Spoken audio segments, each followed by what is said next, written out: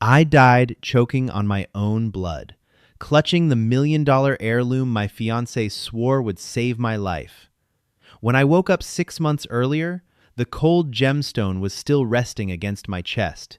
This time, I wouldn't be the one buried with it. I knew exactly who to give it to. Death is not the peaceful white light transition they sell you in the movies. It is frantic. It is agonizing. It is the sensation of your lungs turning to shattered glass while your heart beats a desperate, failing rhythm against your ribs. I remember the exact moment my first life ended. I was lying in the master suite of the Beaumont estate, the rain lashing against the floor-to-ceiling windows. I was 26, heiress to a $400 million real estate and logistics empire, and I was dying of what my doctors called a rapid onset autoimmune failure. By my bedside sat Arthur Pendleton, Arthur, my devoted fiancé, the man who had held my hand through every agonizing test, every failed treatment, the man who, in my final moments, leaned over my paralyzed body, his eyes devoid of the warmth I had loved for 3 years. "Shh, Clara," he had whispered, his breath warm against my ear as my vision tunneled into darkness. "Don't fight it. The trust documents are signed. The board is ready for my transition. I promise. Beatrice and I will take exceptionally good care of your legacy." The shock of his words had been a physical blow, sharper than the pain in my chest. "Beatrice?"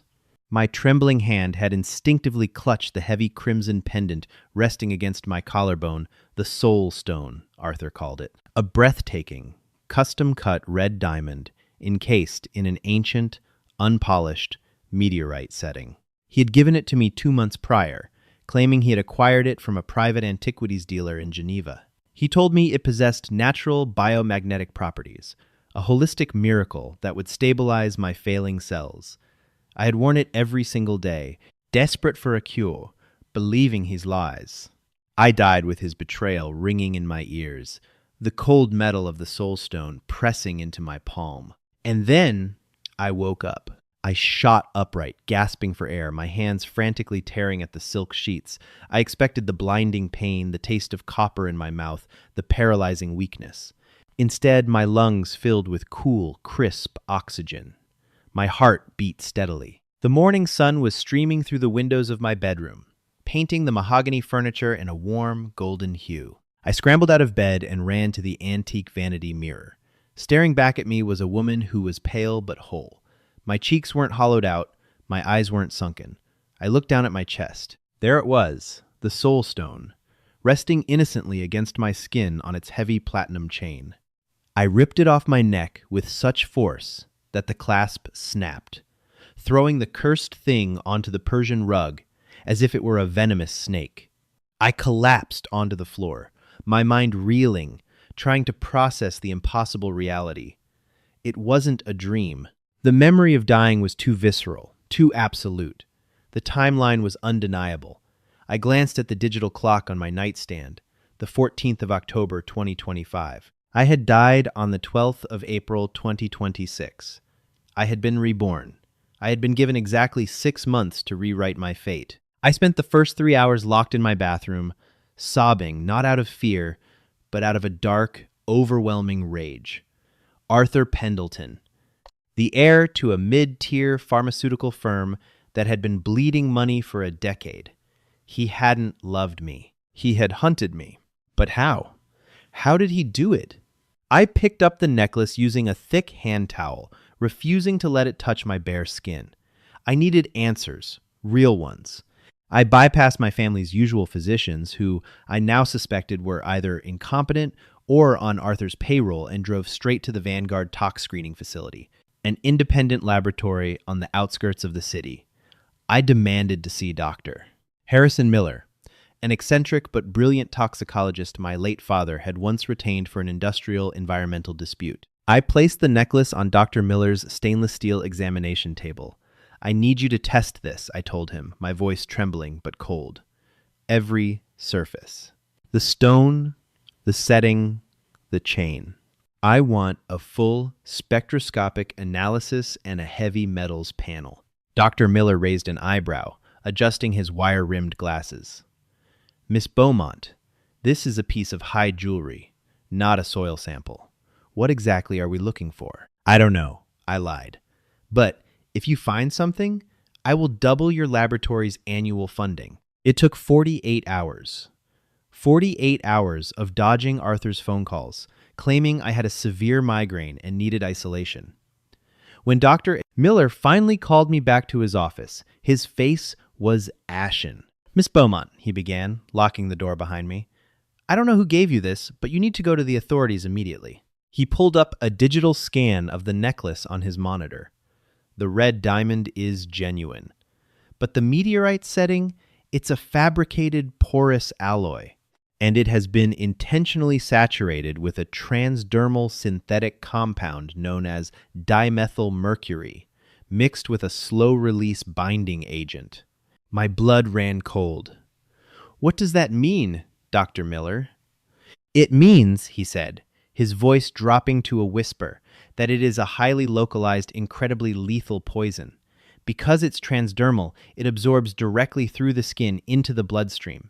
It's designed to mimic the symptoms of a degenerative autoimmune disease, chronic fatigue, muscle weakness, eventual organ failure. A microdose every single day you wear it. It leaves virtually no trace in standard post-mortem toxicology screens unless the coroner specifically knows what to look for. Wearing this for a few months, it would be a guaranteed, untraceable death sentence." I stared at the necklace, safely sealed inside a biohazard evidence bag. The Soul Stone, a literal murder weapon wrapped in a promise of love. "Do you want me to call lead detective Robert Callahan at the precinct?" Dr. Miller asked, reaching for his phone. "I know him well. We can have the buyer of this piece arrested by midnight." "No," I said instantly, snatching the evidence bag. Dr. Miller looked at me like I was insane. "Clara, whoever gave this to you is trying to kill you." "I know," I replied. A chilling smile touching my lips for the first time since my rebirth. "And if I send him to prison, he gets a cot, 3 meals a day, and a chance at parole. That is entirely too merciful for what he has planned for me."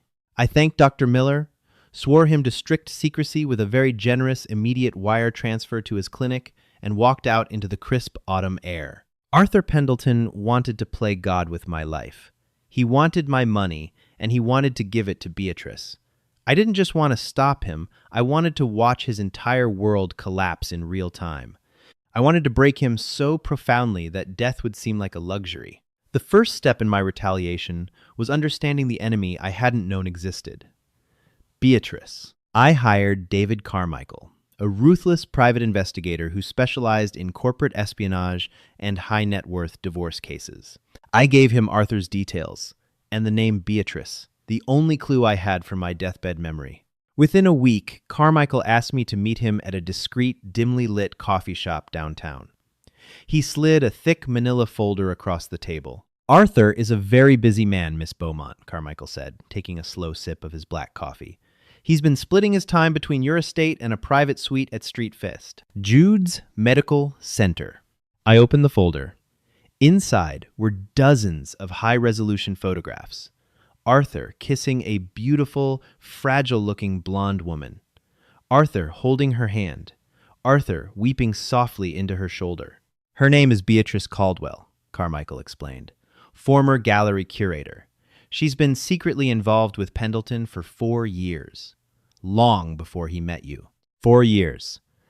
Every smile, every I love you, every tender touch Arthur had ever given me was a calculated performance." "Why the hospital?" I asked, tracing the hollow lines of Beatrice's face in the photograph. "She's dying," Carmichael said bluntly.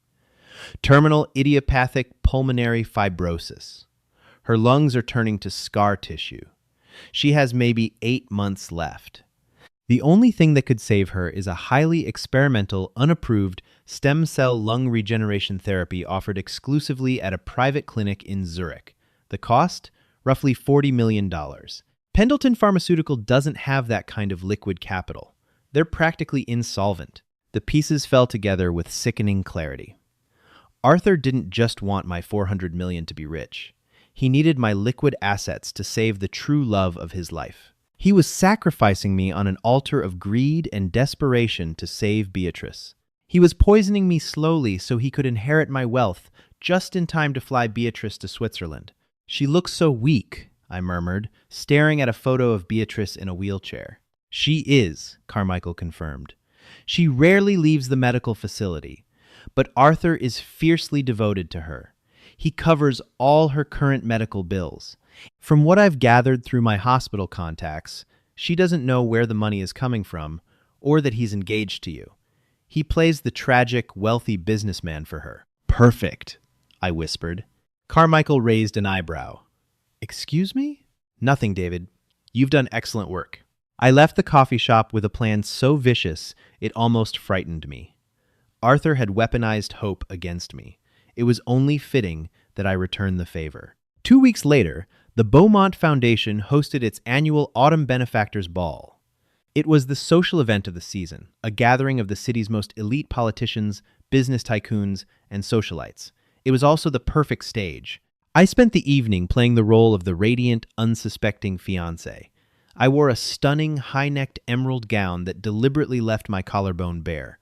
Arthur noticed immediately. "Darling," he said, handing me a crystal flute of champagne as we stood near the grand staircase of the ballroom. He looked impeccably handsome in his tailored tuxedo, his eyes scanning my neck with a subtle flash of anxiety. "Where is the necklace?" "The soul stone. I told you, you need to wear it every day for the biomagnetic field to take effect." "Oh, Arthur," I smiled warmly, placing a hand on his chest, right over his deceitful heart. "I have a special surprise regarding the necklace tonight. You'll see." His brow furrowed slightly, but he quickly masked it with a charming smile. "I can't wait." What Arthur didn't know was that I had used my position as the gala's chief organizer to personally curate the guest list. I had anonymously sponsored a table for long-term patients of St. Jude's Medical Center, framing it as a charitable outreach initiative. And sitting at table 4, looking pale but breathtaking in a simple blue dress, was Beatrice Caldwell. She was seated in her specialized wheelchair, an oxygen cannula resting discreetly beneath her nose. Arthur hadn't seen her yet. The ballroom was massive, and I had intentionally kept him mingling on the opposite side of the room. At 9 p.m., the string quartet ceased playing. The spotlight hit the grand stage. The room of 500 elites fell silent as I ascended the steps, stepping up to the microphone. "Ladies and gentlemen, esteemed guests," I began, my voice echoing through the opulent hall.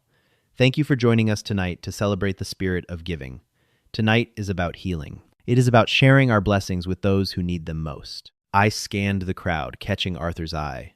He was beaming at me, playing the role of the proud partner. "Recently, I have been battling some hidden health struggles," I continued. A collective murmur of sympathy rippled through the crowd. "But I am standing here tonight to tell you that I am miraculously in remission." Arthur's smile completely vanished. His body went rigid. He knew that was impossible. The poison should have been compounding in my system. "I owe this miracle to my incredible fiancé, Arthur Pendleton," I said, gesturing toward him. The spotlight swung to illuminate him. The crowd applauded politely. Arthur looked like he had been struck by lightning, his face pale and frozen. "Arthur gifted me something extraordinary," I said, signaling to my assistant, who walked onto the stage carrying a velvet display box. I opened it, revealing the magnificent, lethal red diamond. He called it a soul stone, a rare ancient artifact with profound healing properties. And it worked. It healed me. I paused for dramatic effect, letting the silence hang in the air. But keeping such a miracle to myself when I am fully healed feels profoundly selfish. The Beaumont family has always believed that true wealth is health. And tonight, I want to pass this miracle on to someone who truly needs it. Someone who is fighting a brave battle of her own. I looked directly at table 4. "Beatrice Caldwell, would you please come forward?" The spotlight snapped away from Arthur and violently illuminated Beatrice. She looked stunned, clutching her hands to her chest as the crowd turned to look at her. A collective gasp of sympathy echoed through the room at the sight of the frail woman in the wheelchair. I looked back at Arthur.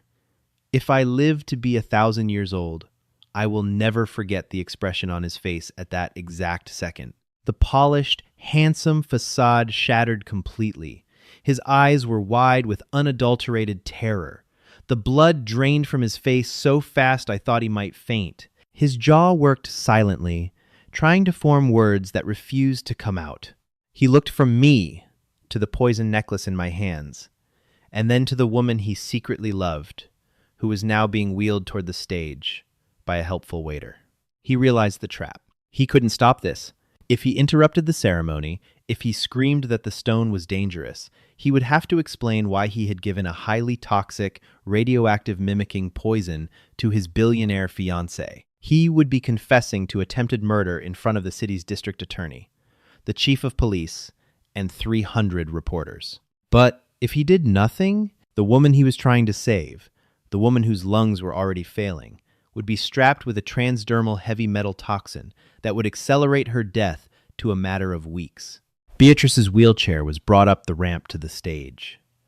She looked up at me with tears in her eyes, completely overwhelmed by the grand gesture.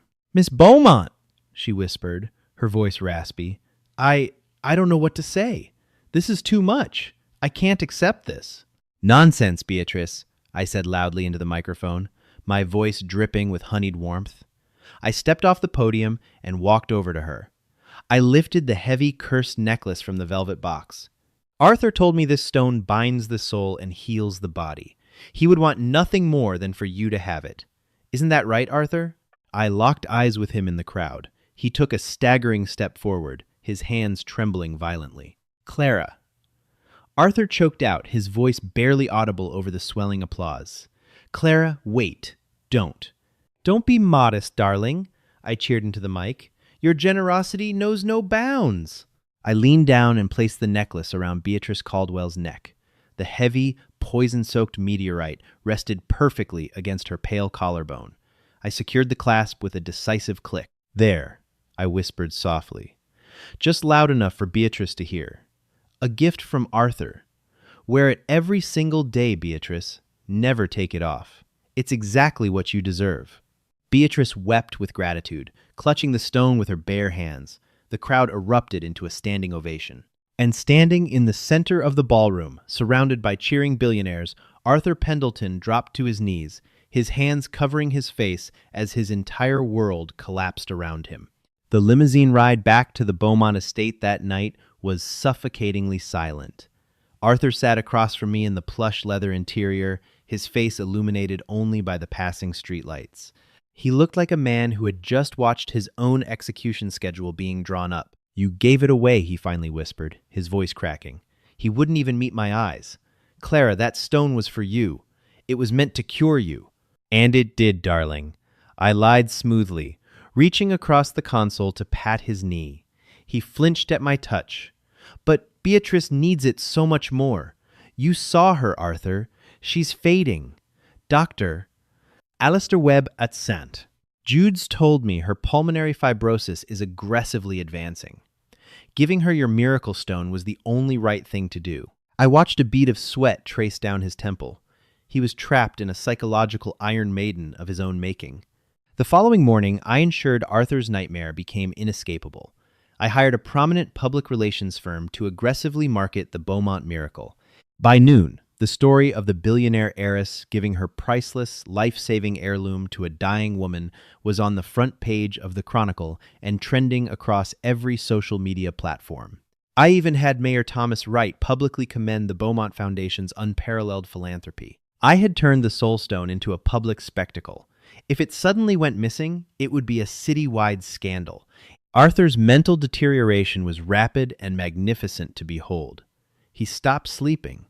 He lost weight. Ironically, he began to look exactly how I had looked during my final poisoned weeks in my previous life. My private investigator, David Carmichael, provided me with daily updates on Arthur's frantic movements. Arthur was visiting St. Jude's Medical Center 3 times a day. He was desperately trying to convince Beatrice to take the necklace off. "He tells her it looks too heavy for her fragile frame," Carmichael reported over a secure line, amused. "He's tried bribing the nurses to remove it during her sleep, claiming it interferes with her oxygen monitors. But Beatrice is fiercely protective of it. She thinks taking it off would be an insult to you, Clara. She wears it faithfully, even in the shower. Every day that the porous meteorite rested against her skin, the dimethylmercury was seeping into her bloodstream. It was a cruel irony. Her compromised lungs made her far more susceptible to the heavy metal toxin than I had been. By the third week of November, Arthur was entirely unraveled. His pharmaceutical company's stock took another nosedive, and he was officially out of time. But I wasn't finished severing his lifelines. I called an emergency meeting with my legal team and the Beaumont Board of Directors. Sitting at the head of the long mahogany table, I executed the final phase of his financial ruin. Effective immediately, I instructed my lead attorney, Richard Davies. I am placing my entire fortune, all liquid assets, and my voting shares into an irrevocable, blind, charitable trust. I am stepping down as CEO to focus on my health. Should I pass away or marry, my spouse will be legally barred from inheriting a single cent. It all goes to the foundation. Arthur was standing by the door, invited to the meeting purely as a courtesy. When Richard stamped the finalized documents, the last spark of hope in Arthur's eyes completely extinguished. He didn't just lose his murder plot. He had lost the $40 million he needed for Beatrice's Zurich treatment. He had poisoned the woman he loved for absolutely nothing. By the first week of December, Beatrice's condition became critical. Dr. Webb was baffled. Her pulmonary disease hadn't advanced, but her organs were inexplicably failing. She was exhibiting signs of severe neurological distress, chronic fatigue, and kidney failure, the exact symptoms of advanced heavy metal poisoning. I sat by the window in Beatrice's private VIP hospital suite, sipping a cup of Earl Grey tea. The room was filled with the sterile humming of medical equipment. Beatrice lay in the bed, pale and trembling, the heavy red diamond resting ominously against her collarbone. The door burst open. Arthur stormed in, looking entirely deranged. His designer suit was wrinkled, his hair disheveled, and his eyes were completely bloodshot. "Arthur?" Beatrice rasped, turning her head weakly toward him.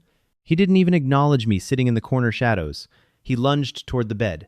"Take it off, Bea! Take it off right now!" he shouted, his voice thick with panic. He grabbed the platinum chain, trying to yank it over her head, but the clasp was tangled in her hospital gown. "Arthur, you're hurting me!" Beatrice cried out, batting at his hands. "Stop! Clara gave this to me. It's keeping me alive." "It's killing you!" Arthur screamed, tears violently streaming down his face. "It's a lie, Beatrice. It's all a lie." I calmly set my teacup on the saucer. "What's a lie, Arthur?" He froze, whipping his head around to see me stepping out of the shadows. I walked to the edge of the bed, looking down at him with an expression of pure ice. "Tell us, Arthur," I urged softly.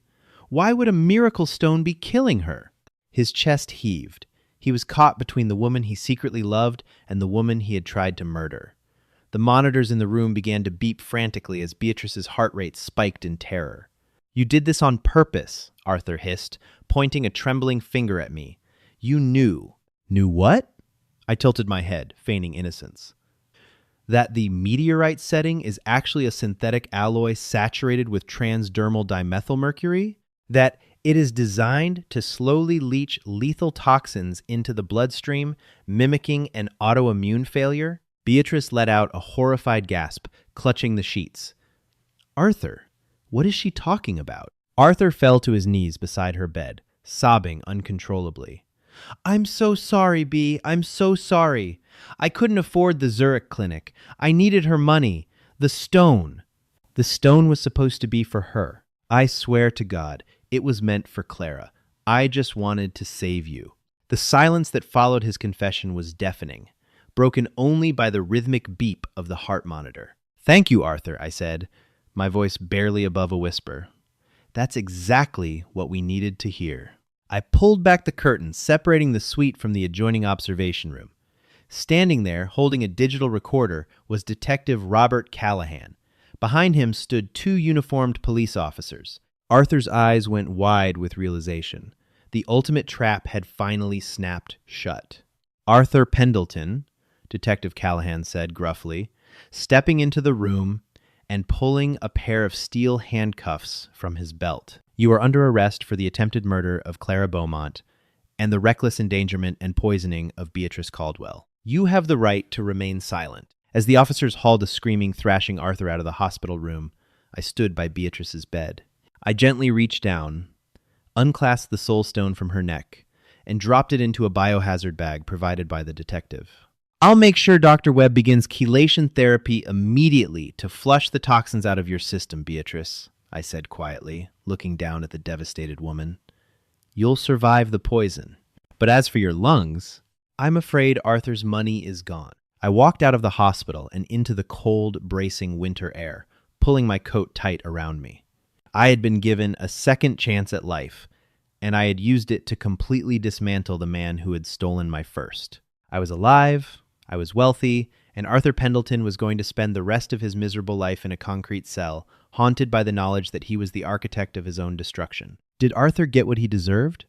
Sometimes the universe gives us a second chance, but it's up to us to make sure the villains of our story face the ultimate karma. If this tale of betrayal, rebirth, and ruthless revenge kept you on the edge of your seat, hit that like button, share this video with your fellow drama lovers, and subscribe to the channel for more unbelievable real-life stories. What would you have done in my shoes? Comment below.